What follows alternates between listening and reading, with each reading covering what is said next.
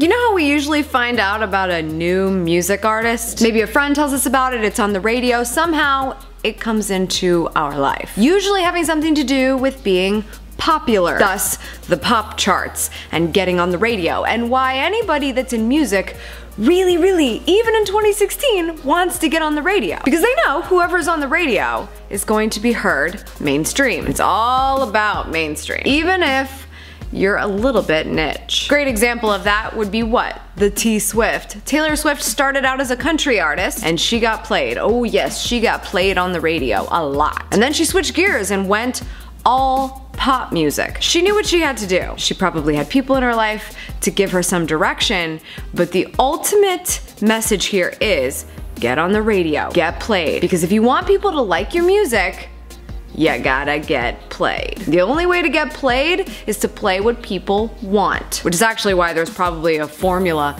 for what a pop song actually is. Not saying that everything is pop, but we hear country, we hear rock, we hear it all on the pop charts. But there's an algorithm to it. There's something that people like that makes them want it. And then they fall in love with you. And then they want everything you do. And then the second album comes out. And we find out who you really are as an artist, who you really wanted to share as yourself with the world. But first, you had to get on the radio. And then the radio is begging to play your stuff. This is the biggest thing that I see as a comparison with what you're trying to do by gaining an audience. If you really want people to give a crap about what you do, what you play, what you talk about, any of that stuff, you've got to give them what they want first. If you want to be on the radio, you gotta get played. And if you want to get played,